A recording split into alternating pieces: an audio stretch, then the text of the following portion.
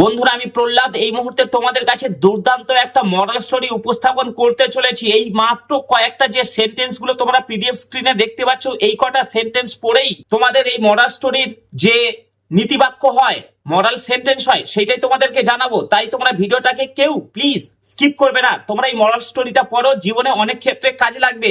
দেখো, গল্পটা শুরু হচ্ছে দা বয় অর্থাৎ একটা ছেলে অ্যান্ড এবং দা ফিলবার্ডস, ফিলবার্ড থেকে ফিলবার্ডস একটা এস যুক্ত হয়ে বহু বচন হয়েছে। তাহলে একটা ছেলে এবং কয়েকগুলো বাদাম এই গল্পের title. A boy was given, একটা ছেলেকে দেয়া হয়েছিল পারমিশন, একটা ছেলেকে পারমিশন বা অনুমতি দেয়া হয়েছিল টু পুট হিজ হ্যান্ড, তার হাত রাখতে, ইনটু এ পিচার, একটা পিচারের মধ্যে বা কলসির মধ্যে একটা ছেলেকে হাত রাখার অনুমতি দেওয়া হয়েছিল। কিসের জন্য? টু গেট অর্থাৎ পেতে বা পাওয়ার জন্য, সাম ফিলবার্স কিছু বাদাম জাতীয় জিনিস পাওয়ার জন্য কলসির মধ্যে একটা ছেলেকে পারমিশন দেওয়া হয়েছিল হাত রাখার জন্য, মানে হাত ঢোকাতে।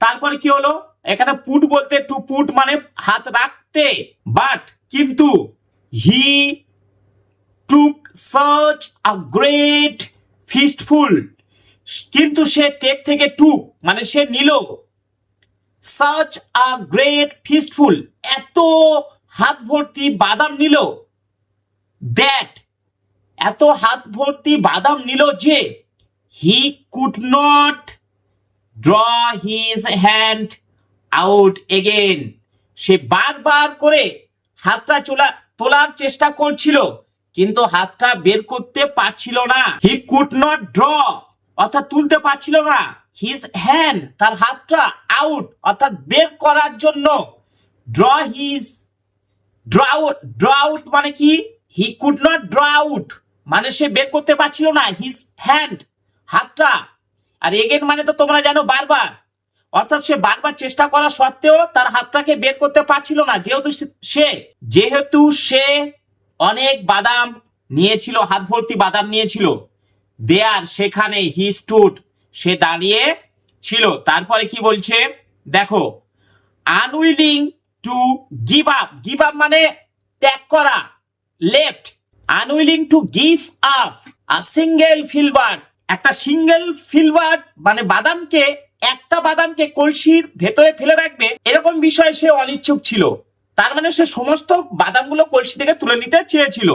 তারপর কি বলছে, অ্যান্ড এবং ইয়েট আনাবেল তখনও পর্যন্ত, ইয়েট মানে তখনও পর্যন্ত, আনাবেল মানে অক্ষম ছিল, to get them all out at once, সেই মুহূর্তে একেবারে সেই গেট আউট এটা একটা ভার্ব, ফ্রেজাল ভার্ব, সেই বাদামগুলো তোলার ক্ষেত্রে বা তোলার জন্য সে চেষ্টা করুক না কেন সে আনাবেল ছিল, অক্ষম ছিল, সে বাদামগুলো তোলার জন্য সে অক্ষম ছিল।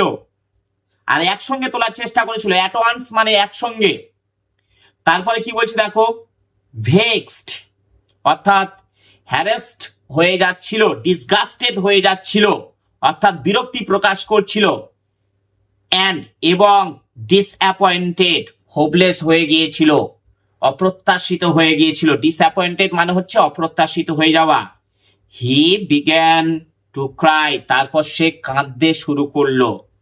তার মানে সে বাদাম নেওয়ার জন্য কলসির মধ্যে হাত দিল, সমস্ত বাদামগুলো মানে এত বাদাম নিল যে কলসি থেকে তার হাতটাকে বের করতে পারছিল না, এবং সে অনিচ্ছাকৃতভাবে, এবং তার ইচ্ছা ছিল মানে তার অনিচ্ছা ছিল না যে একটা বাদাম ওই কলসির মধ্যে পড়ে থাকুক, তার ফলে সে সব বাদাম একসঙ্গে নেওয়ার চেষ্টা করেছিল। তারপরে সে যখন yet unable to get them all out at once, সে যখন বের করতে পারল না সমস্ত কিছু একসঙ্গে, তখন সে কি করলো, বিরক্তি প্রকাশ করলো এবং অপ্রত্যাশিত বোধ করলো।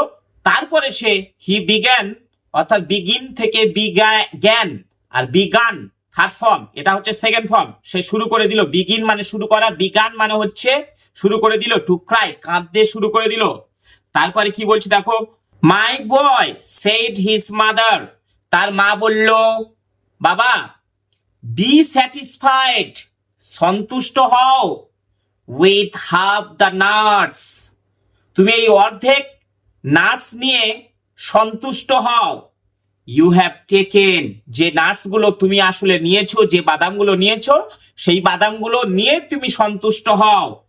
অ্যান্ড এবং you will easily get your hand out, তাহলে তুমি তোমার হাতটাকে খুব সহজেই বের করতে পারবে। গেট আউট মানে বের করা, আর ইজিলি মানে খুব সহজে, হ্যান্ড মানে তো হাত, আর ইউ উইল গেট আউট মানে তুমি পারবে তোমার হাতটাকে খুব সহজে বার করতে।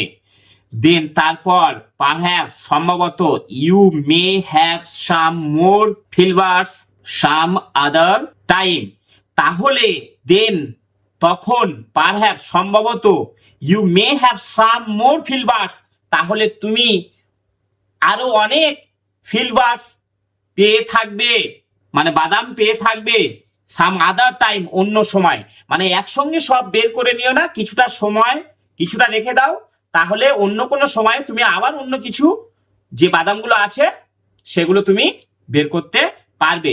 তো এই গল্পের মরাল স্টোরিটা তাহলে কি হচ্ছে শোনো, কি বলছে দেখো, মরাল কি বলছে গল্পে, ডু নট অ্যাটেম্পট, চেষ্টা করো না, টু মাচ অ্যাট ওয়ান্স, এক মুহূর্তের মধ্যে বা একেবারে অনেক কিছু পাওয়ার আসার চেষ্টা করো না। ঠিক আছে, অ্যাটেম্পট মানে প্রয়াস বা চেষ্টা, সেটাকে বলা হয় টু মাচ, অতিরিক্ত ভাবে চেষ্টা করো না, অ্যাট ওয়ান্স একেবারে একসঙ্গে অনেক কিছু পাবে, এইটা অতিরিক্ত ভাবে এই আকাঙ্ক্ষাটা, এই পাওয়ার আকাঙ্ক্ষাটা একেবারের মধ্যে এক সময়ের মধ্যে সবকিছু পাবে এই চেষ্টা করো না।